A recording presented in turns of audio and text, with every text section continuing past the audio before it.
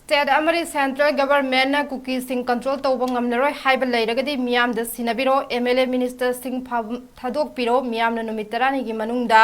cookie sing takthok chage haina khwairam ban ima kaithal Joint Committee for Peace ki convener El Memana phongdokre wafam asing asi committee asina sinduna famgiba Manipur gi irang asi athuba matamda Manipur amadi India government na loishingadabani jiribam da thokliba thodok asi yengduna leiba yaningde haiduna famgiba wakat mifam amaga mari lenana phongdokhibani Memana High State amadi Central Government na payment piduna thamliba security forcing asina mathau ningthina tawraktabana maram oiraga iramdam asi kairakpani lamdam asibu ngak senaba thokliba khun ngakpa singbu tongan ba ek kaya pansinduna fanaba honarapa amade cookie singna tawningba tawbadana karisu tawdaba asi state amadi India lenga ke karamba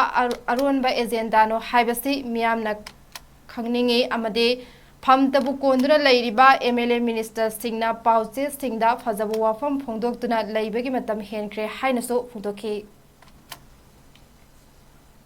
अखोई दगी तो खाई करे हाय रदी मा खोई assembly member ओइद्रे हाय बसे बसे declare मग याम थुना तौगदबने बा अदुगा लोइना ना यांखै सिना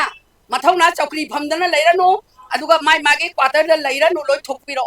अदुगा जिरी दा मसीगे जॉइंट कोऑर्डिनेटिंग कमिटी की इमाई बेन सिंसिगा अखोई मान थाक जगे जिरी दाना चमिना रसे अदुगा थेंगाइना रोसे बा अदुगा माय मागे क्वार्टर द लेरगा अखंग हई सारगा प्रेसता करी द पकांग द ngang लेबदु मतम नत्रे अदुगा अखोई ngasi si soidana jiri si yamna kainom oirani soina karakani toirakano se impo piramne adu orgadi manipur se dariba loeda order nga kani hana lairiba security singsigiri high command oriba nupa si karigi damakta mana madi akhoi manipuri lon khangde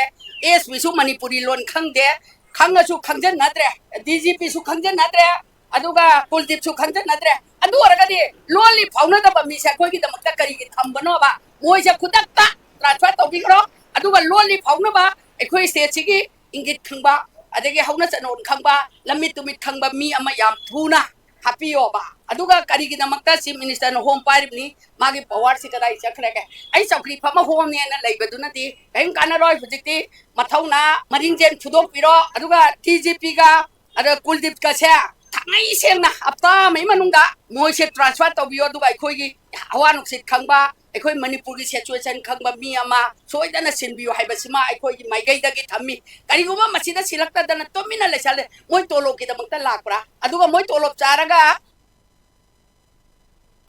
मिफम अदुगा मरी लेनना loop असिगी को convener Yumnam IBM ना फोंदोरपदा लोक सभा मिखल ममांगदा switch off तौदुना लेख्रबा cookie सिंग election हाइदोक्लबा मतुंग अमुक हनमी हाटपा अमदे yum कया मई थाबना चिंगबा चथरक्लबा फौबा मणिपुर लेंगाकना करी मरम की तुमिने लैसिलिबनो अमदे CM मसामा की स्क्वाड टीम दा एम्बुश तौरक्तुना अशोक अपन थोगलबा असि फौबा तुमिने लैसिलिबा असि यानिंगदे मतिक चाद्रबा लेंगाक असिगी मखादा सुम लैबा तारबदे मैतै हाइबा फुरुप असि सोइदना मालेम अस्तगी मुटख्रगनी हाइखे जिरी दा तौरैबे ते इथम मोयंग पुरेन दा तौरैबे एके सिगी थमोय कायरबा ममा सिंगी खोलाव से लाउना बै जमक्ता अमदी अकन बकुंजंग जंगचन लबै जमक्ता तौजबनी नाको टेरोरी सिंगसिना नहान बकै दी लोक सभा की इलेक्शन मतमदा स्विच ऑफ तौदना लेखिबा हौजिंगना इलेक्शन हाइदोरा कांदा रीजन फंगा कांदा कैनो सेम खरा कांदा स्विच ऑन तौरक्पा की सिंगसिना मसिदा नाको टेरोरी सिंगसिगी अकन मनिंगदा अचौबा प्रेशर अमा लई हाइसे अखोई मणिपुर पचा मियाम लोइना खंगी खंगी बा पोसे मणिपुर गवर्नमेंट खंगिना करिगिनोबा मणिपुर गवर्नमेंट तुमिना समनै चलिसे करिगिनोबा ऑनरेबल CM के स्क्वाड गाड़ी दे अटैक तौरई बसे अचौबा खुदम ममा खंगनेबा नाको टेरोरिस्ट सिंगसिना अखोई मैतै प्रूफ सिंगसे नोंगमो के अटैक चथनागा तुमिना लैसलिबसिना करि मरमगिनो इंडिया गवर्नमेंट नाको टेरोरिस्ट सिंगसिदा अचौबा मतेंग पांगी हाइबसे तौरैबा खुदम मयाम सिना चांगदमनी खुदम मयाम सिंगनी अमदी पैरामिलिटरी फोर्स मयाम थाजलगा ngasi phogda kanagi misang changigeba kadai leidikeba aduna akoi thamoi yamna kai amadi ngasi ma akoi gi isa singbu kanjana bai damakta manipur ima laibak se kanna bai damakta isa mayam duna thoktana honagi bodo ngasi di NIA na FR pandana khudimak se phan nabagi langlong achouba ma chathare haibase